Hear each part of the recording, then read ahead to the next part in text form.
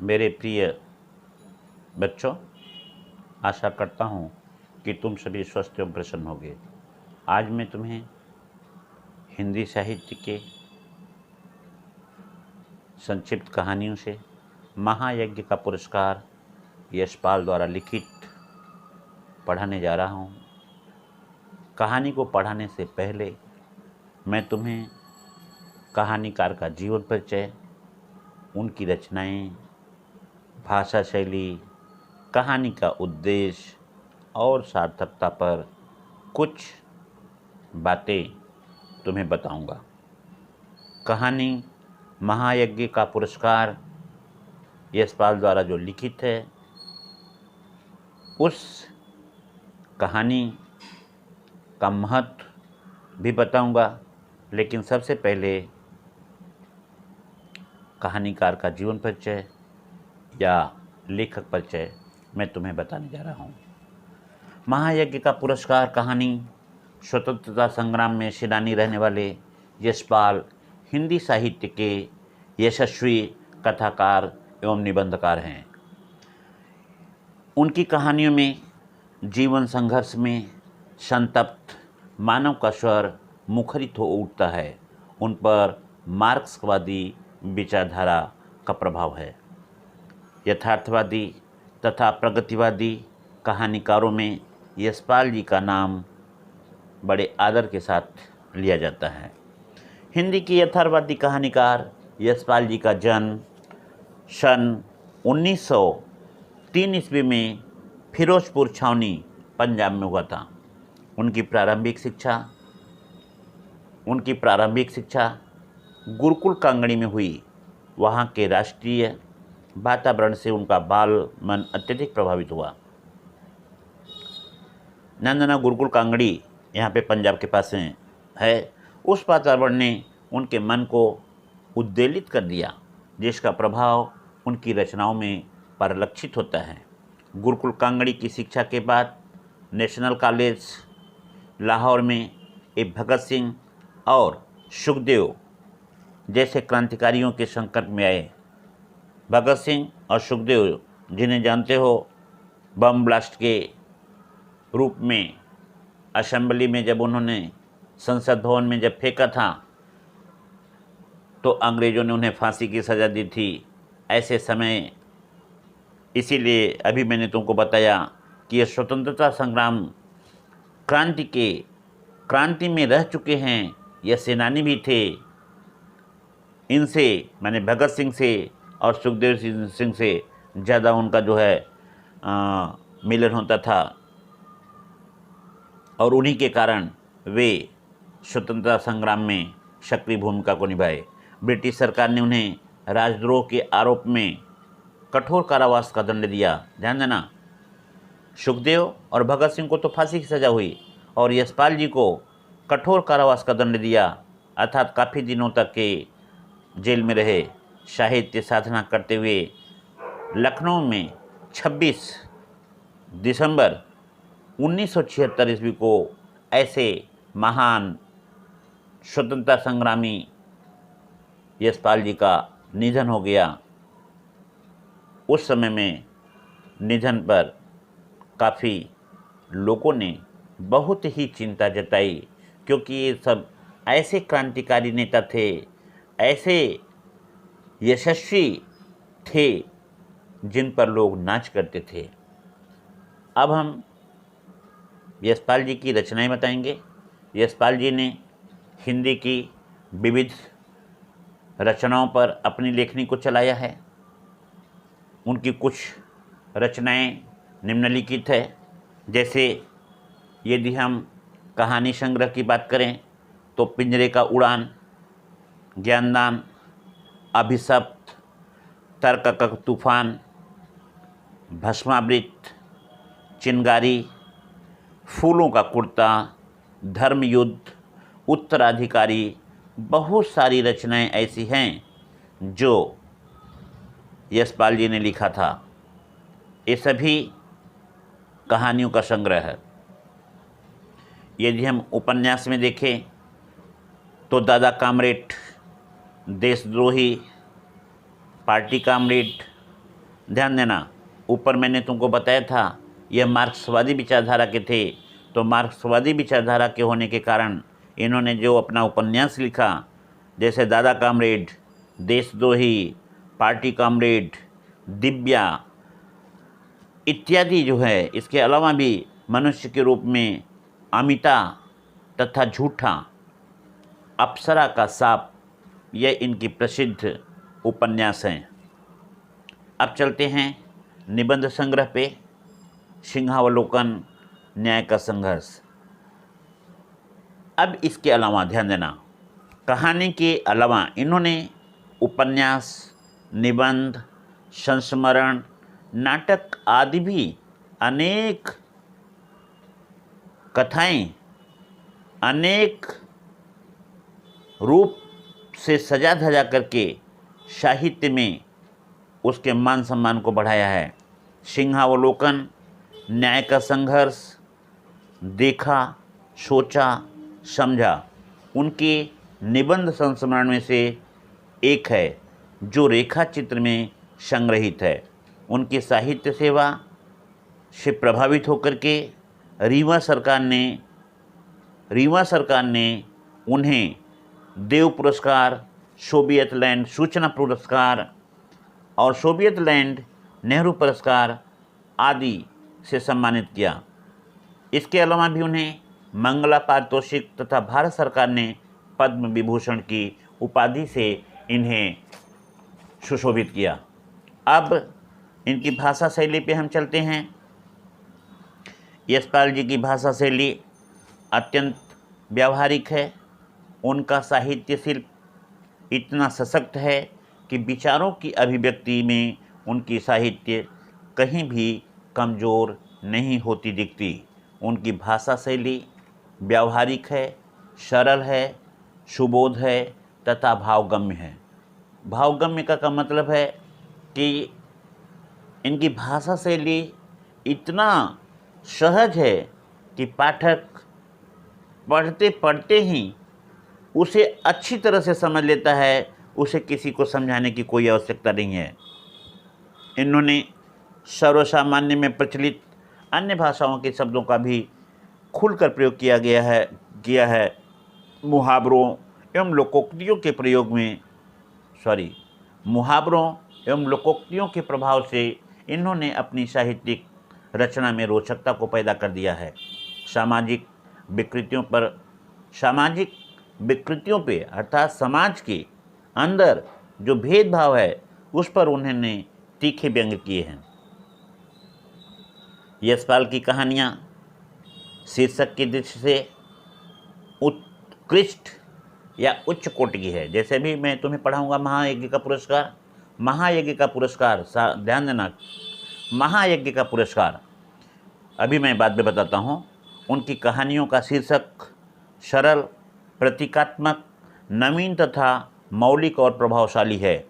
इनकी कहानियों में आर्थिक, धार्मिक, सामाजिक, राजनैतिक आदि समस्त परिस्थितियों का भेद, उपभेद या उसके प्रति जितने भी विचार होते हैं वह हमें देखने को मिलता है।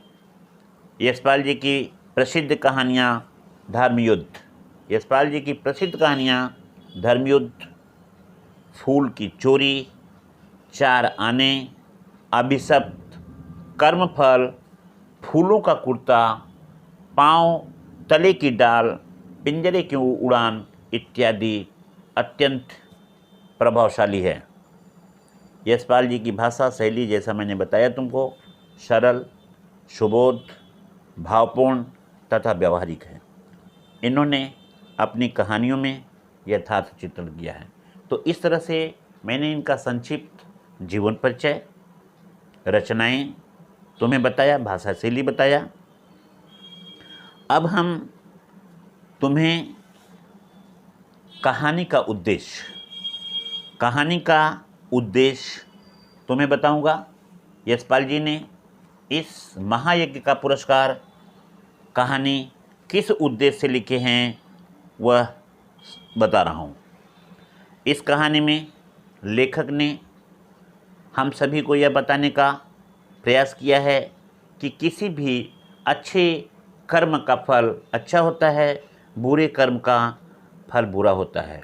इसलिए इस बात को जान करके कि अच्छे कर्म का फल अच्छा होता है, बुरे कर्म का फल बुरा होता है, व्यक्ति को सदैव इन बात पर ध्यान देना चाहिए, अमल करना चाहिए और यह सोचकर कि अच्छे का अच्छा होता है, इसलिए सदैव अपने जीवन में अच्छे कर्म को ही चुनना चाहिए और अच्छे कर्म को ही करना चाहिए।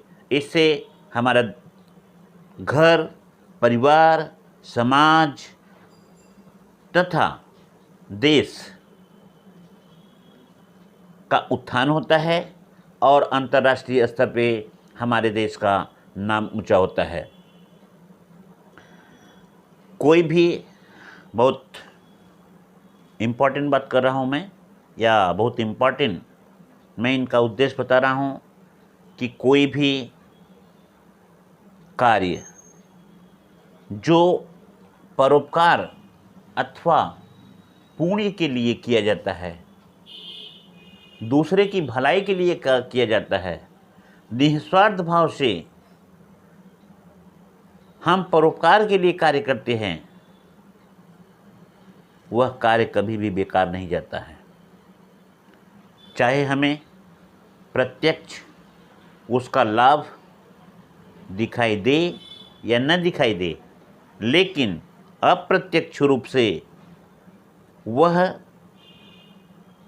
अच्छे किए गए कार्य भविष्य में हमें अच्छे परिणाम देते हैं, जिससे हमारा तन मन खुश हो जाता है और हम यह समझ लेते हैं कि भगवान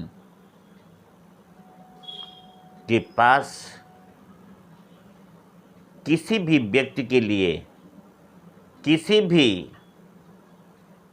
काम के लिए, किसी भी विचार के लिए कुछ सोचना नहीं पड़ता है। उन्हें सब मालूम है व्यक्ति कैसा कार्य कर रहा है, अच्छा या बुरा, वह उसी तरह से उसके कर्मों का फल अवश्य देता है। इसलिए व्यक्ति को अच्छे कर्म करना चाहिए,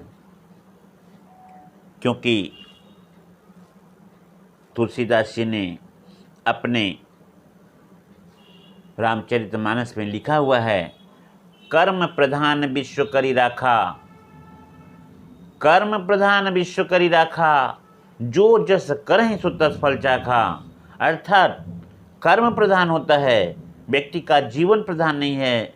व्यक्ति की विशेषताएं चाहे जो भी हो, लेकिन व्यक्ति का कर्म प्रधान होता है। इसलिए व्यक्ति के कर्म का फल उसे मिलता है। यह बात समझ करके व्यक्ति जैसा करता है वैसा फल पाता है। कहने का तात्पर्य है कि यदि हम जान गए कि कर्म प्रधान होता है, कर्म का ही फल हमें मिलता है, चाहे मेरे द्वारा किया गया कर्म अच्छा हो या मेरे द्वारा किया गया कर्म बुरा हो। यदि हम अच्छा कर्म करते हैं तो अच्छे फल पाएंगे, यदि हम बुरे कर्म करते हैं तो बुरा फल पाएंगे। किसी कवि ने कहा है, बोया पेड़ बबूल का तो आम कहाँ से होए। यदि हमने अपने जीवन में अच्छे कर्म नहीं किए, कभी परोपकार नहीं किया, कभी किसी का सत्कार नहीं किया, कभी किसी का उपकार नहीं किया, कभी मन से किसी को मैंने प्रणाम नहीं किया, बट ऑलवेज मैंने किसी का तिरस्कार किया, मैंने उसका अपकार किया, मैंने उसका अनाधिकार किया, ये सभी जब मैं उसके विलोम में करता हूँ तो मुझे दुख ही दुख होता है। ये तो मैंने तुलसीदास जी की बातों में, तुलसीदास जी के शब्दों में मैंने अपने शब्द को जोड़ करके कहा। इसी बात को मैं तुम्हें बता रहा हूँ कि गीता में भगवान कृष्ण ने भी कहा था अर्जुन को समझाते हुए। क्या कहा था गीता में कृष्ण ने अर्जुन को समझाते हुए?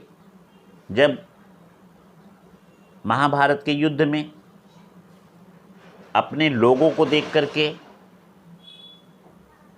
अर्जुन कहते हैं कि आप हमें किन पर बाण चलाने के लिए कह रहे हैं? अपने दादा के ऊपर, अपने पिता के ऊपर, अपने गुरु के ऊपर, जिस गुरु ने हमें शिक्षा दिया, अच्छे अच्छे संस्कार दिए, अच्छी अच्छी बातें बताई, उसी गुरु पर हमें बाण चलाने की का आप जो है सलाह दे रहे हैं। यह तो मुझसे नहीं होगा। अर्जुन को समझाते हुए भगवान कृष्ण ने गीता का उन्हें उपदेश दिया और बताया कि हे अर्जुन, कोई किसी के ऊपर न तो उपकार करता है, न ही अपकार करता है, न ही कोई किसी को मारता है, न ही किसी के द्वारा कोई मरता है।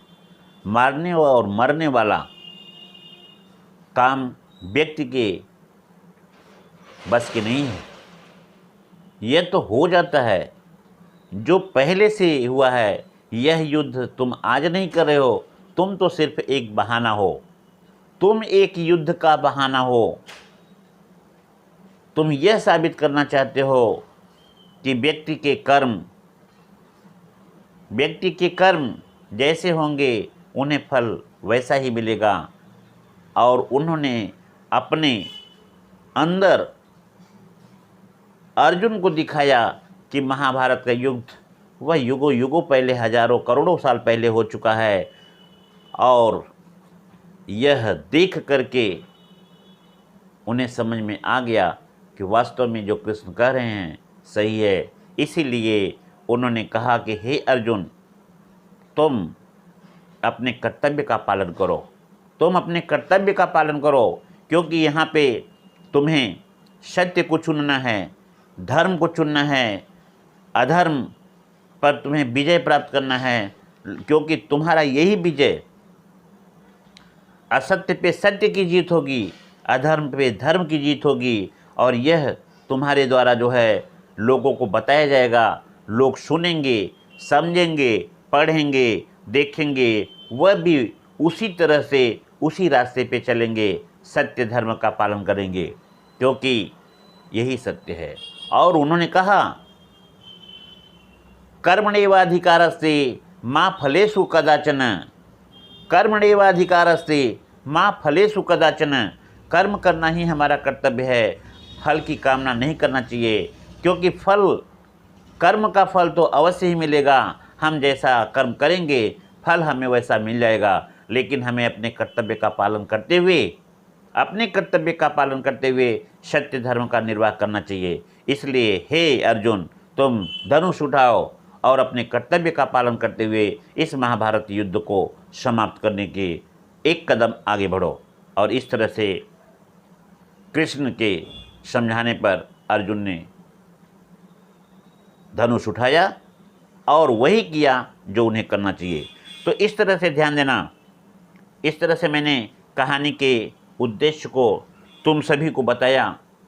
और अब हम चलते हैं शीर्षक की सार्थकता। इस कहानी का शीर्षक महायज्ञ का पुरस्कार है, क्योंकि महायज्ञ का पुरस्कार व्यक्ति, जब मैं यहाँ पे कहानी का थोड़ा सा अंश दे रहा हूँ। सेठ का एक भूखे कुत्ते को चारों रोटी खिला देना, जबकि स्वयं सेठ भूखे थे, लेकिन उन्होंने कुत्ते के भूख को ज़्यादा अहमियत दी और वही उनका खिलाया हुआ रोटी यज्ञ बन गया। खुद भूखे रह करके उन्होंने भूखे कुत्ते को रोटियां खिलाकर उसके प्राणों की रक्षा की। यह उनका सबसे बड़ा पुण्य बन गया। कुंदनपुर की सेठानी ने इसी को महायज्ञ की संज्ञा दिया और इसी महायज्ञ का पुरस्कार उन्हें बाद में मिला कि उनका पूरा तहखाना, घर के नीचे जो तहखाना था, पूरे स्वर्ण आभूषणों से भरा हुआ था, जिसे देख करके उन्होंने भगवान को प्रणाम किया और उन्होंने कहा कि भगवान